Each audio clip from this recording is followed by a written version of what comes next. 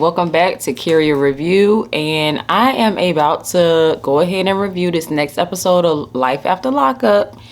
And yes, my hair is like super short. I have like I cut it. I have not done anything with it besides flat iron it like one time, so I need to kind of get it together, and I really kind of want this black to grow, my black to come back. I don't want it to be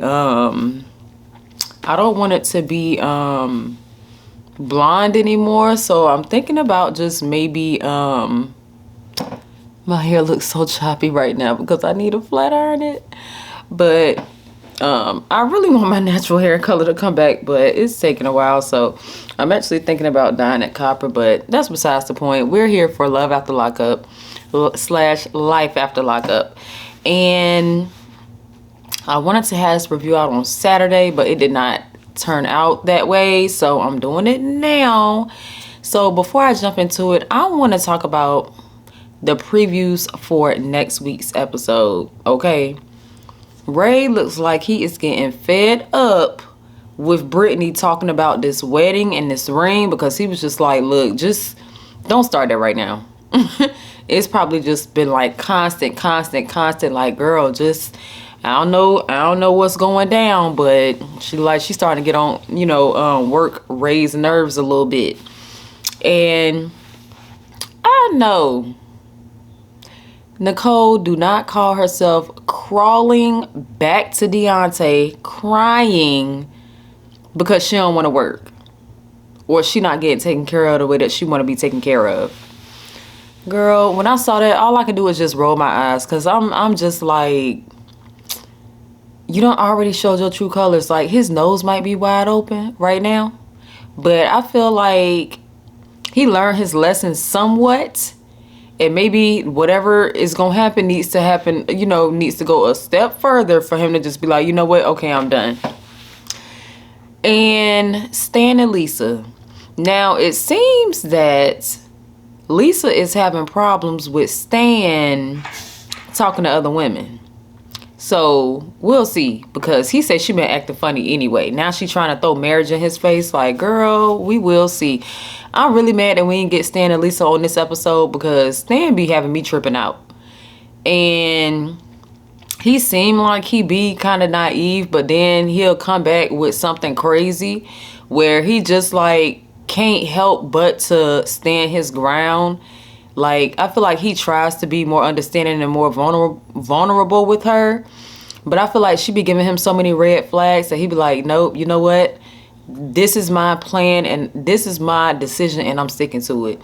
But beyond that, let's get into the episode. A lot did not go on with a lot of these couples. It was like so dragged out on some of these scenes. So I'm going to go and get that stuff out the way first. And they finally have Deontay and Nicole and Tia back on the show.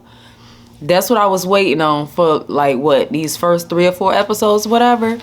So we're going to start off with a couple where really nothing happened. John and Christiana, they pick up where they left off with him re-proposing to her.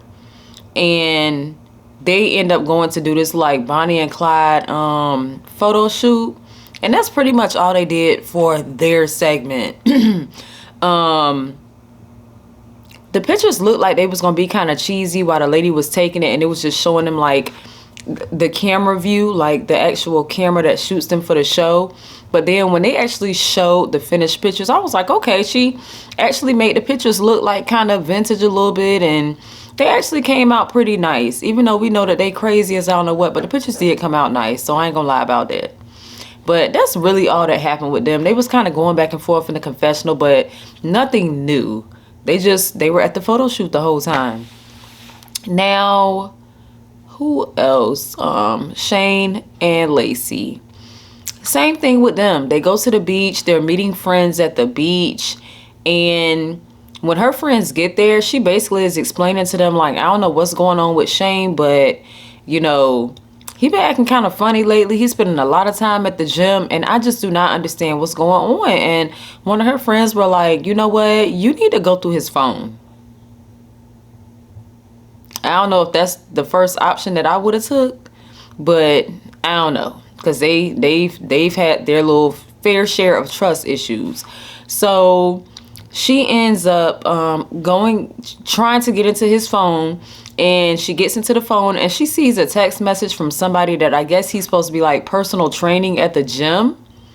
So she takes that and runs with it. And the girl said, I look forward to our next training session, X. I guess that means hugs or kisses or whatever. But I feel like she could have took that out of context, especially if he's helping somebody work out at the gym and he's not I guess she has reason to be suspicious if he's helping a woman at the gym train, but he's not being open with her about that. So it does seem like he being sneaky. So, I guess Lacey runs to the bathroom and calls Shane. I do not understand these people and I can't even say that she's not trying to communicate, because she could be trying to communicate with Shane. With, Lord, I don't forgot the boy name. What's Lacey and Shane? Okay, Shane and John. She could be trying to, did I say she ran to the bathroom and called Shane? I meant she ran to the bathroom and called John. But maybe she is trying to communicate her needs to him and he is just blowing it off, or she's communicating to him and he's communicating to her and he feels like his needs aren't being met, or she's not understanding what he's going through, and therefore he's like, well, if you don't want to meet my needs, then I'm not gonna meet your needs or whatever. So we don't know what really communication type issues that they have on the show. Having their relationship besides what we see on the show. So I can't say she should have communicated with her husband, or he should have communicated better with her, because for all we know, they have been communicating, or she has been communicating that to him and he's just not getting it, or, vice versa. But she runs to the bathroom, she calls John, and she's like, look, this marriage was a mistake. And John was like, well, I told you not to marry him and you chose him over me twice. And I feel like, yes, Lacey and John have a history, but they don't seem like they were ever on a path to like making it more serious than it was, besides them having a toxic relationship. So maybe that's the way that things are supposed to be between them. And he's maybe just a fallback plan, but never will be the main guy. Who knows? But we'll see what happens next episode, because it just seemed like she took that text message out of context, and she didn't look, she could have looked at other stuff and they just didn't show it. But maybe that's the worst thing in his phone that she could find, and that's the one that they chose to put on the show. So I don't know. I was a little iffy on that scene with Shane and Lacey. And Lacey's dad spoke to Shane and he was like, look, what's going on? Lacey telling me that you at the gym 10 hours out the day. And Shane was like, I'm going through this really like depressed type state, and I just don't know what to do. Like, I'm just stuck. Like, I'm trying to find a job so I can support her, the baby, and basically like support their whole family, because it's just not Lacey and his daughter Summer. It's all the kids that's there. So it's more resources that need to go out and need to be divided up. Like, they need more for the household. They have a bigger size family than just him, her, and his daughter, because the other kids are there too. So, he could be, the boy ain't nothing but 23. So maybe Lacey did expect a lot from a 23-year-old who really has not had a chance to live life. So maybe he jumped into that relationship and that marriage with Lacey a little too early, especially since they really don't know each other that well, and they're kind of getting to know each other within their marriage. Now, the other couple we had was, why do I always forget his name? Because Sean and Sarah.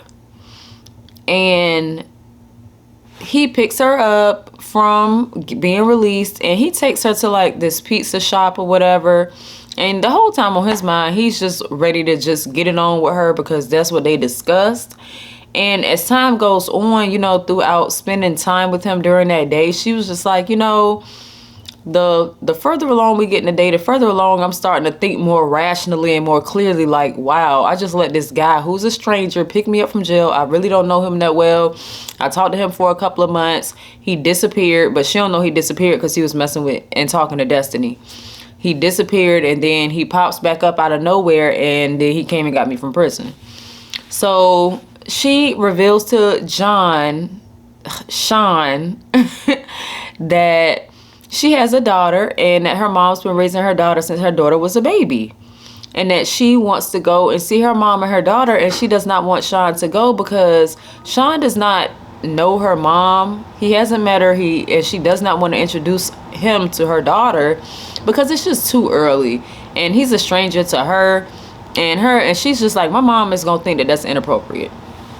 So she ends up asking Sean to drop her off after they finish going to get the pizza. First of all, she said she want to wait. She don't want to get it on right now because she don't feel comfortable. And that she wants him to drop her off in a parking lot so that someone can come pick her up and take her to her mom to meet her mom and her daughter. And she does not want him to follow her. She wants him to drop her off and leave because she doesn't even want him to see the person that's coming to pick her up because she feels like he's going to be like real weird about it. So he pulls into a random parking lot, and some ride pulls up, and Sean's looking around like, what the heck is going on? This is not what we discussed. And she ends up taking her bags, going to the other person's car, and Sean like speeds up behind the car to, I guess, try to see who's in the car because he didn't see if it was a woman or a man that picked her up. And she hops out of the car. She's like, what are you doing? Do not follow me. You could go the other way out of the shopping center. Out of this parking lot. Like, what are you doing? You being weird. And she was like, okay, I love you. And Sean was like, love you too. He was upset, and he was just disappointed because the whole day ended up not going how he expected it to go. But then on the other hand, I'm just thinking in my head like, girl, does your brain have a transformation once you walk out of prison into the actual real world? Like, what's going on? Like, you talking about you didn't start thinking about these things until after he came and picked you up. Like, girl, what are you talking about? If that was the case, like, you can't, because I feel like, don't try to blame the fact that you was in prison and you weren't thinking clearly. You got somebody to come and pick you up that you don't know, and if your mama is in the same city, why would you not have her come pick you up? And then if you want to meet up with him, go somewhere away from your mother's house, meet with him somewhere out in public to see how y'all vibe or whatever. But I guess, I don't know, maybe on this show it's a must that they go and pick the person up from prison, because every single person has done that. Everybody has went to go and pick the person up and see them be released. So I guess we can believe that the person was just in prison. But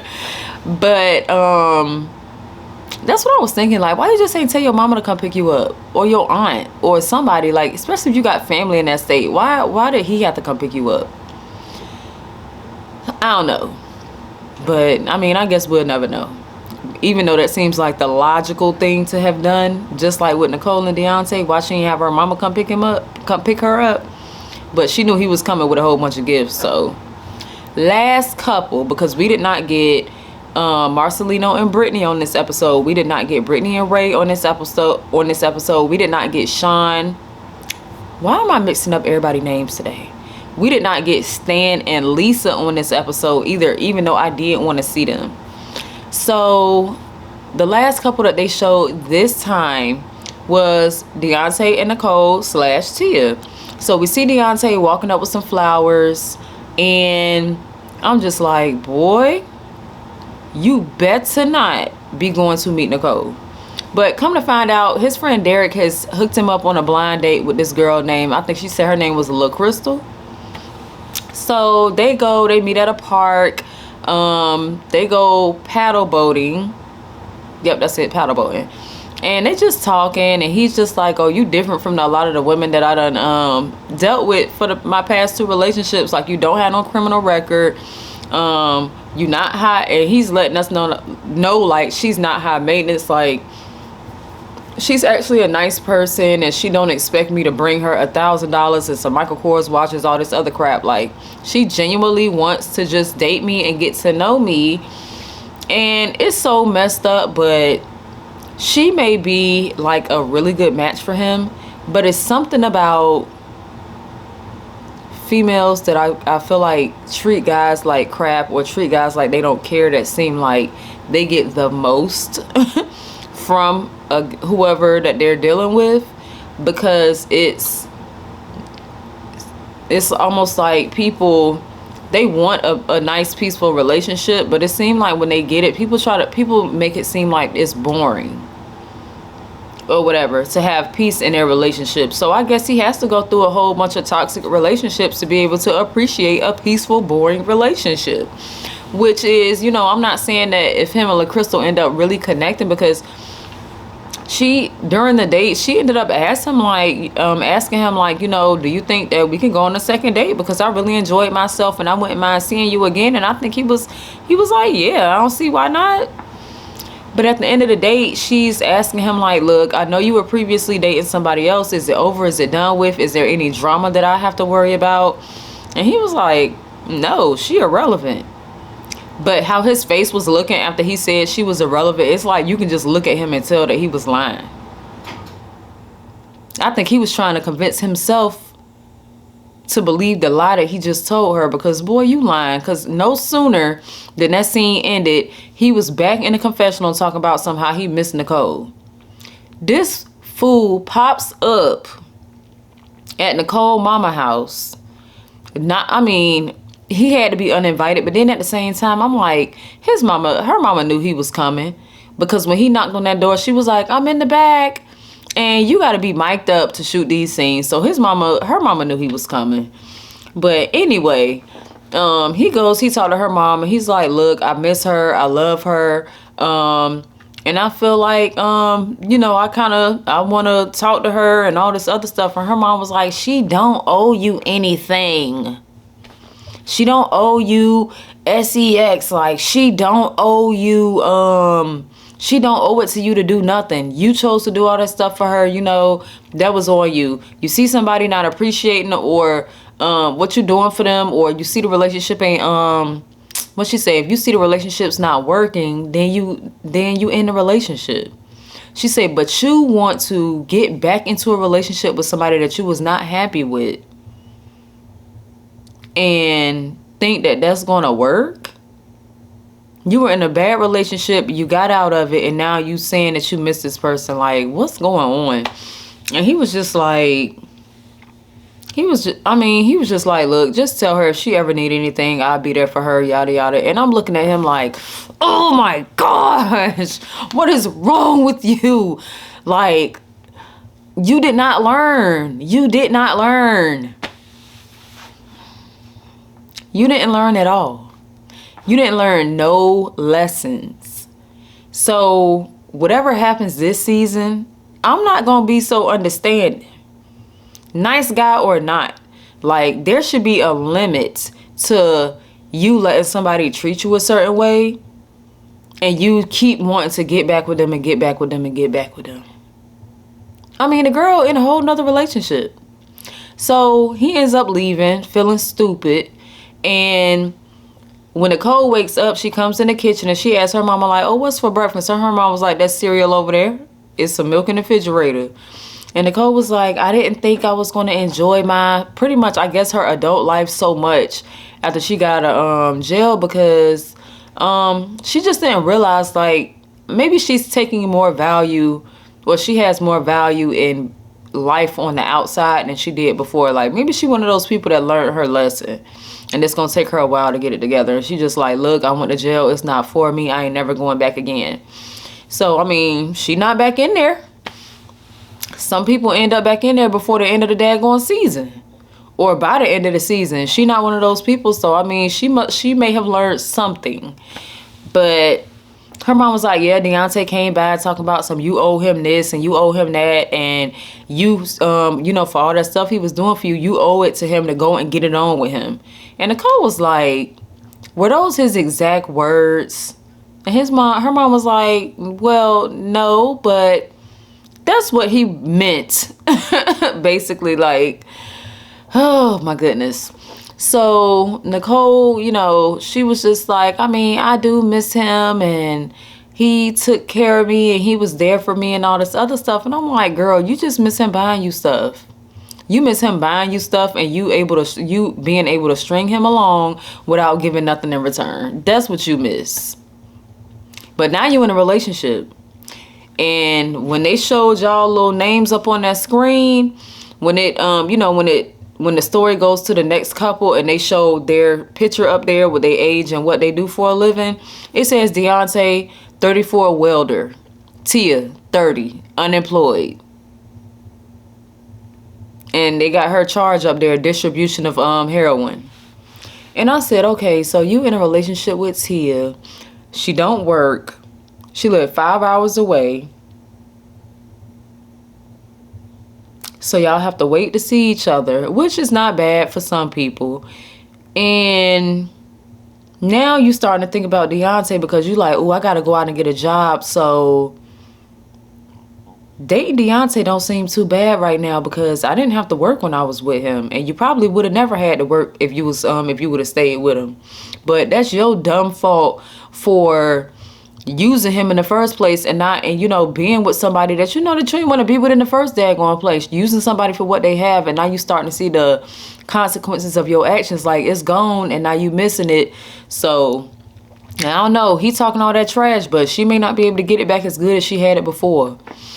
So Tia ends up coming to visit her. She drove 5 hours, and I'm like, what is this girl? She driving rental cars or something?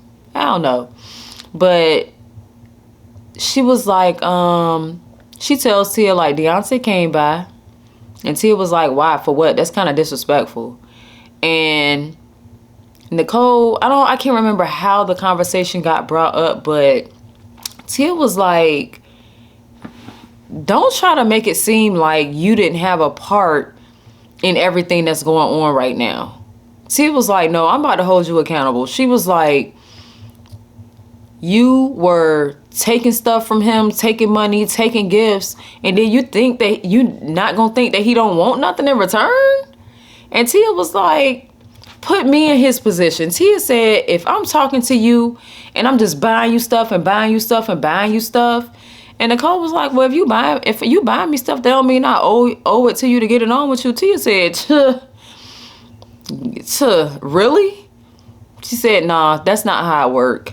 You knew what you was doing, and you knew what he was gonna want in return, and you ain't give it to him, and now you just acting like he just supposed to just go away. Y'all not done with each other. She was like, because if that was the case, he wouldn't even be coming over here. So Nicole has an interview at a high-class tanning salon. I didn't know there were low-class and high-class tanning salons, but I don't go and get tans, so I don't know nothing about that life. But she's trying on these different clothes for Tia to see what she should wear to her interview. And then they just end up getting on the bed, all rolling around and kissing and stuff. And I'm like, dang, your mama is allowing a whole bunch to be going on in her house for you to be in there with no job, no car. Like, you ain't got nothing going on, but your little girlfriend or even a boyfriend can come in your room as an adult, and y'all just in there just rolling around on the bed and all kind of stuff. Like, girl, I thought her mama had a little bit of sense, but when I seen that, I was like, you ain't about to be that comfortable in my daggone house when you 20-something years old. I'm gonna let it be known. You can't do all that till you get your own house, or you 20-something years old. You better go get a room somewhere, because you ain't doing it up in here. I really feel like when parents let their adult kids do whatever and get too comfortable in their house, that the kids take forever to leave and they don't want to go. Now, I can understand, like, some kids really be trying. It takes some people a while to figure out what they want to do, how they gonna support themselves and stuff like that. And if you pretty much got like to me regular parents that are reasonable, and they say, look, You know, I don't mind you staying here. I know you're safe and stuff like that, but you need to be out working. You need to be doing this, you know, doing that, have some sort of expectation for you. Then I can understand. But these parents that be having their adult kids stay at the house, they can have their boyfriend, girlfriend over there. They spending the night. They all in their room. They doing whatever they want to do in their room. Smoking in the house. Smoking outside the house. Just basically just so comfortable to the point where they feel like, why should I leave? And that's how I feel like Nicole is. Like, I know her mom know that she just got out. But it's like, girl, you ain't tried to find a job the first. And you got your girlfriend up in the house. And y'all just up in there chilling. And you don't have your car. I'm like, does she even got a license? I mean, I understand that you can Uber and stuff everywhere nowadays, but that gets pretty expensive if that's your only form of transportation. But I don't know. Her mama just, when I seen it, I was just like, girl, okay, won't be me. Not in my house. You want to enjoy that kind of luxury? You need to have your own house. Or go to your friend's house or get a room, do whatever you need to do. But you ain't about to be 23 at my doggone house with your boyfriend or your girlfriend up in here just comfortable. No. I don't know. When I seen it, that's what that made me think of. Like, I'm just sitting up there like, ooh, goodness gracious. Like, Tia be talking like she got some sense. So, it may be the fact that she's 30 and Nicole's, 24, I believe. That she does have a little bit more sense and maybe a little bit more life experience, and she can let Nicole see, like, girl, you was wrong. Just say you was wrong. It's gonna come back on you. But, and I feel like also that's why Nicole maybe is not that combative with Tia, because for one, they do have a history, and for two, if they've been back and forth that long, like, she been dealing with her for a long time. And Deontay's 4 years older than Tia, but he's more so established, and it could be because of that military background that he have. And cause y'all remember Marcelino was in the military too, which gave him that type of mindset that he had to kind of be on have that structure and just be like, all right, we need to get this done, this done, this done, this done. We need to hit this goal by this time. Like, he was like not playing. Marcelino was like, look, I don't move without having no plan. So, you know, not to compare Deontay and Marcelino, but as far as like their military background. And even though Deontay, like he said, I think he actually admitted that he makes stupid decisions when it comes to relationship. But when it comes to everything else, money and paying bills, and besides with his ex, but money and paying bills and having the things that he need to have, and having that structure in his life, I can see that. I mean, shoot, he got a car, he has a place. And he hasn't said anything about having any kids. He's 34 years old with no children. That's the recipe right there for having a fresh start. She don't even have to deal with no baby mama drama. The only thing she complained about is that he, like her too much? No, she was complaining last season because she didn't really want to be with him, and she felt like he was expecting too much, but she was allowing him to take care of her and thought that he shouldn't expect anything. So she can miss me with that. But I mean, I guess I'm willing to see, because I really want to see if Deontay gets more serious with this girl that he's dating, LaCrystal, that he went on a blind date with. And also, I want to see what happened, because Nicole is gone. We saw in the previews, like I said at the beginning of this video, when Nicole called him crying, looked like her daggone tracks done fell out, ain't got on no makeup. She came back real humble, talking about some I miss you and all this other stuff, and she at the park on the bench crying. So I don't know. His colors might change when he got the upper hand in the situation, because maybe he felt like he ain't had the upper hand before. But she definitely gonna come crying back, because she might not have got that job at that tanning salon. Or maybe she got the job, started working, and realized, shoot, all I had to do was stay in a relationship with Deontay and I would have been taken care of. So we'll see. I don't know. If y'all like this video, subscribe. Oh, So I am at 20 subscribers. Like, I really feel like I'm doing something up in here. Like, I feel like I got like 200 subscribers now. I got 20 subscribers, y'all. So I only need 5 more subscribers to hit my first goal of getting 25 subscribers. So y'all help me out on that. Don't be acting brand new. Just, I'm making what? Right now about 2 videos a week until I figure out another show to review.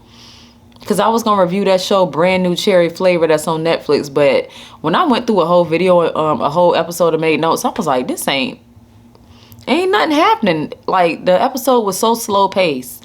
And what else? But I think I am gonna review season 2 of Sweet Tooth.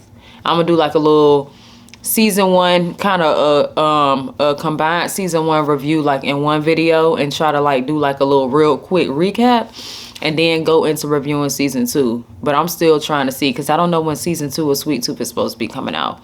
But I ain't about to talk everybody's head off about what I'm thinking about reviewing, because I need to just go off and brainstorm and figure out what I want to do. But thank y'all for watching this video. I will see y'all next time. Y'all know next week I'm going to be right back on it. Love After Lockup and American Horror Story. All right. Bye. Night, y'all.